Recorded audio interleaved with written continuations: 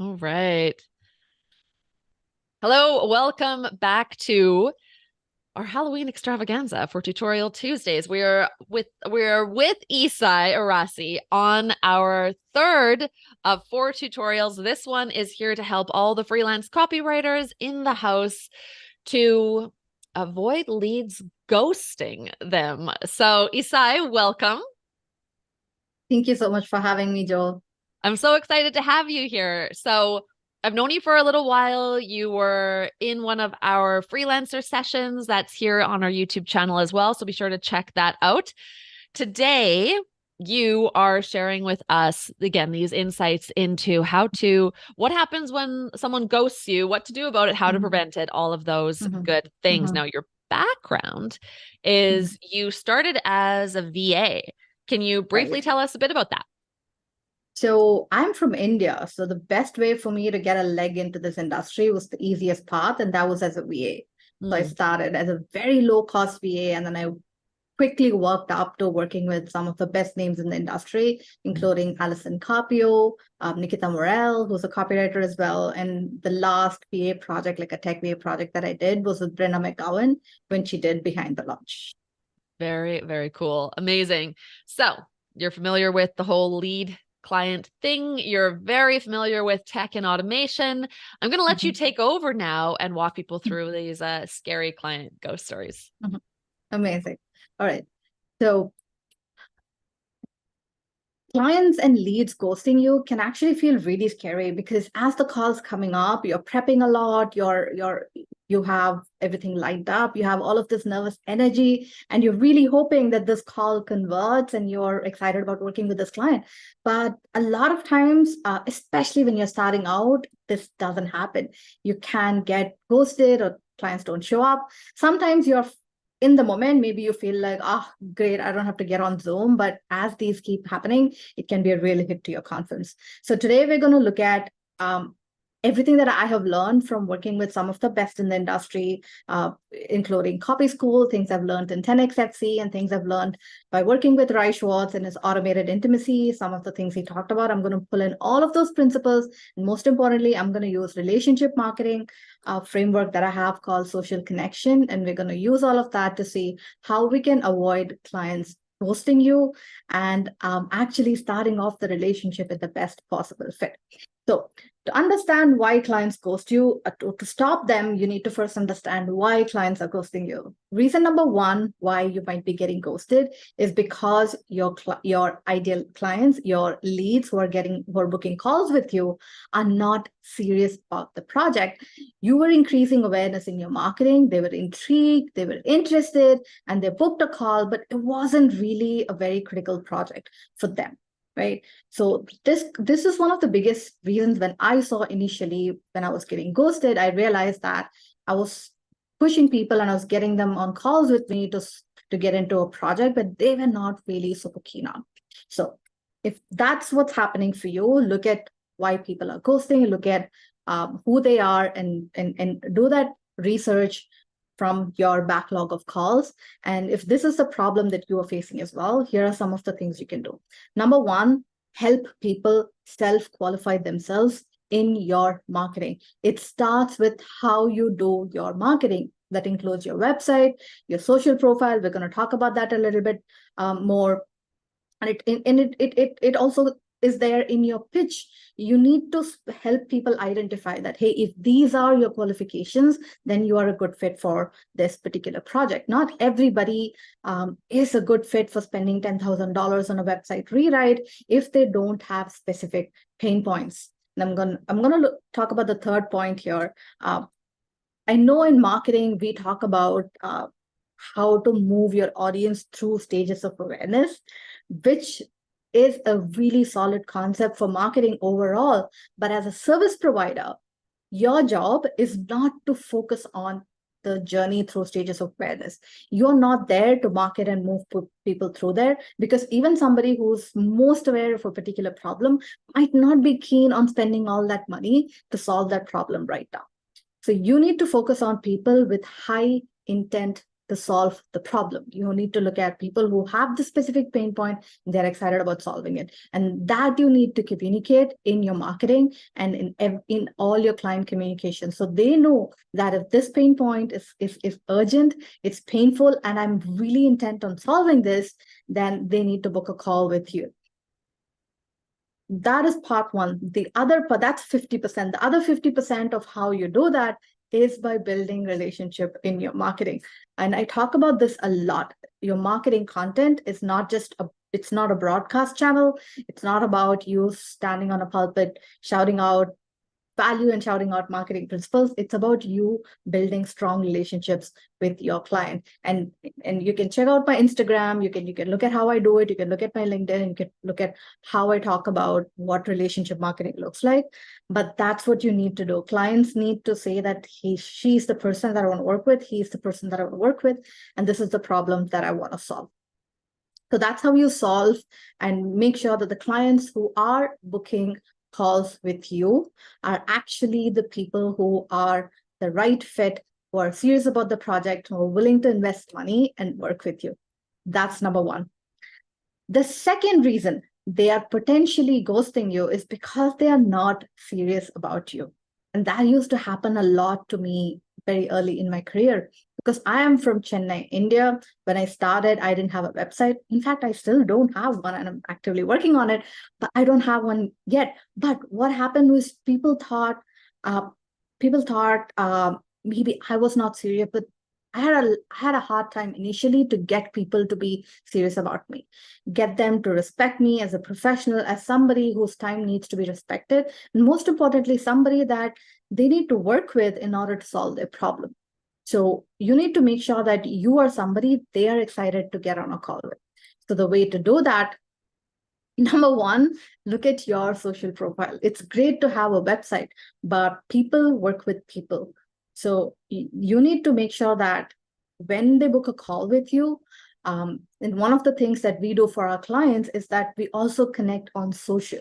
Right? There are multiple steps that we take to establish a human-to-human connection with somebody who's getting on a call with you. And a big part of that is connecting on social. So when they connect, they look at you as another human being. I know this can seem like very, very basic, but it solved a lot of problems to me, and it smoothed out so many client relationships. And despite being from Chennai, India, and despite being early in my career, very new to this field, I had clients who treated me with complete respect for my skill and my authority and my expertise right from the beginning, and they were happy to pay thousands of dollars because I established that, hey, I am somebody who needs to be taken seriously, and I demonstrated that through my profile. So with my profile, not only am I establishing solid relationships, I am also continuously demonstrating credibility. And if you are in 10x FC, Jo talks about 6 and 6, and she talks about various ways in which you can establish credibility. You can get a foot in the door, and you can be seen in the right places. And part of that is also pulling that to your profile. So you don't have to become the authority, because Joanna, we've coined the term conversion copywriting. So you can still talk about conversion copywriting without being seen as the expert on the topic, as long as you are willing to be seen as somebody who has experience and proven results in it. You don't have to be the authority, can absolutely be seen as an expert. But if your profile is a ghost town, if they can't see you, if they don't see you as a person, then it's easy for me to disregard if something else comes up. It's easy for them to sort of disregard that calendar notification, because at that point, you're not a person, you're just a notification that they can happily ignore because something else has happened, right? So you need to establish that. And one of the easiest thing is have an active social profile, which acts as a client conversion magnet, and connect with the person who has booked a call with you. So they see you and treat you as a fellow professional. Number two, most people, and this is 99% of the people who do client calls, have only the generic follow-up that their scheduling tool automatically sends out. You don't have a custom follow-up for your clients, which means maybe they booked a call 2 weeks or 3 weeks in advance. And by the time the appointment rolls around, they have no idea why they booked a call or what this was about. And and they have no clue, and they're just getting reminders saying, hey, your call with this person is coming up, and they don't know who this person is, and they don't know what this is about. So the way to avoid that is to have a proper strategic follow-up after they've booked a call. So you send them, and the best way to understand what this is and how you can do this and how we do this for our clients is, number one, we look at clients with high intent. We look at, okay, so what are the signals which tell us that this client has high intent? So we understand these signals. What are some of the behaviors they exhibit, and what are some signals of that behavior? And then we think about how do we turn those signals into metrics that we can actually track. Once we have that, we then try to replicate it. So Rai Schwartz and Phil Powers, they teach this in Automated Intimacy, is how you understand that, hey, people who buy from me exhibit certain behavior. Maybe that's visiting my sales page, visiting my website, or whatever that looks like. And we take that and we find a way to measure it, and we find a way to duplicate it. So then if somebody books a call with me, I have those intent signals, I know what they look like, and I can I use the word force, but I can nudge my leads to actually mimic that behavior by sending them those links, by sending them this custom follow-up, which then gets them excited about solving their problem, which gets them completely sold on what your process is, and it gets them really looking forward to that call, because they can now see a future in which their problem is solved, and they are much happier because they chose to get on that call with you. Right? Once you do all of that, you become the person that they are now really looking forward to talking about the problem. Again, because the problem is a painful and urgent problem for them as well. Now you have now solved two of the reasons that somebody would not get on a call with you. The third reason, and this is a slightly more advanced strategy, is sometimes they are not serious about that specific call, because we have discovery calls, and maybe they think, oh, I'm tired that day, I have a lot coming up, I know this is a big problem, but I don't have time for a discovery call. Maybe I'll push that. And no matter how urgent the problem is, when you're dealing with marketing managers who have 20 different things on their plates, and they have so many things that they constantly have to deal with, and so many people consistently vying for their attention, it can be very challenging for them to put that focus and give you that 100% focus. So you need to make that call itself valuable. So it is not going to be 40 minutes of you selling them something, or 60 minutes of you selling them something, but it is a call that they are actually looking forward to.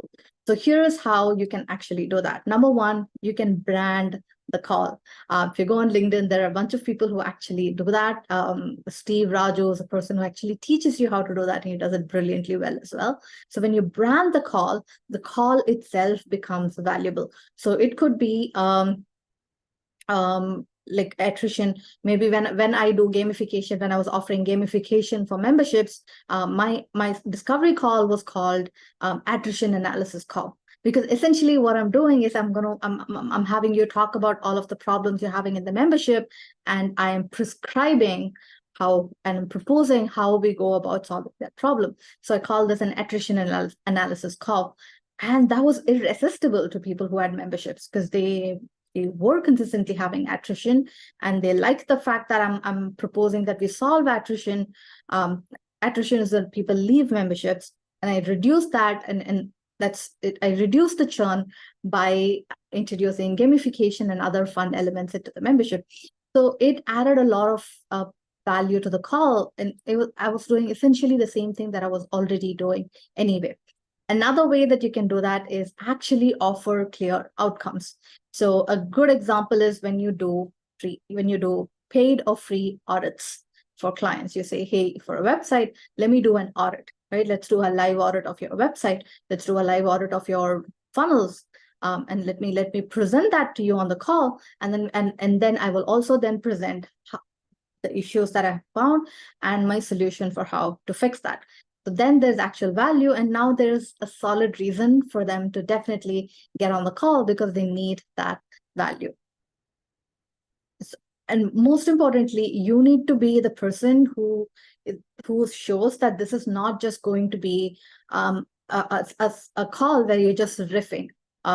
One of the ways that you can demonstrate this professionalism is this, again, something that we learn in 10xFC. An easy way is you have a VA and you have your VA follow up and set that appointment. So it shows them that you are a busy person who values your time, and that means you will value my time as well. So I'm happy to get on a call with you because I know it won't be a waste of my time. Another easy way to demonstrate professionalism is when you have clear agenda for the call. You tell them that, hey, here's a 20-minute call. Here are the things that I would like to cover. And then ask them for any information beforehand, or you send them any information beforehand that needs to be discussed or needs to be exchanged, so that the call can be tight to the point and actually be valuable for the both of you. So this is how you can make sure that your clients see value in the call that they are going to be the call that they're going to have with you as well. So those are the three things that we talked about. Number one, how make sure that people perceive that people are clear and excited about solving the project, are about solving the problem that that you can solve for them by working in that project together. Number one. Number two, make sure that they see you as a person who is the right fit to solve their problem. They see you as somebody they respect. They see you as an expert who they need to respect, whose time they need to respect, and they want to show up because they're excited to connect with you. And number three, they see value in the call itself. So they are excited, and they actually make time for it, and they actually prepare for it because they know that that call is the first step to solving their problem. Amazing. I love it. I have notes. I mean, some of the things here, excited, enthusiastic leads, people struggle with that. I think you get this vision in your head of this one person who complained that one time, and then you worry that every client is going to be like that. And it's like, no, focus on the really high intent people who with that intent are enthusiastic about this opportunity to work with you or with someone great on a project like this. Signals of high intent, the behaviors that are associated, understanding what those are. And I love this, like, renaming or repositioning your call as something other than a call, right? Like, what are we going to get out of it? What's the value there? So yeah. Bravo. Amazing stuff. We don't have questions. If you have questions, do put those in the comments and we'll get to them after the fact. Esai, I know it's very late where you are, so thank you for coming late for me. If it was 10:45 for me, I'd be like, I'm going to bed. But thank you so much for coming here and sharing this with us today. Where can people find you, given that you don't have a website? So the best place to connect with me is LinkedIn. That's where I show up and I share what I'm working on, what ideas I'm discussing right now. But if you want to listen to my clients and what kind of projects I'm working on with them, I do regular IG lives with my clients and I talk about relationship marketing. So Instagram, the best place to reach me there. On Instagram, I'm socialconnection.in. That's connection with a K. On LinkedIn, I'm Esai Arasi. It's ESAIARASI. Love it. Thank you so much. Amazing. And we have one more tutorial coming up to round out our Halloween extravaganza here for Tutorial Tuesdays. So come on back in about 10 minutes. And otherwise, Esai, thank you so much. That was amazing. Thank you so much for having me, Joe. I practically grew up as a copywriter watching these. So I feel like I've come a full circle actually hosting one. So thank you that's so much for amazing. having me.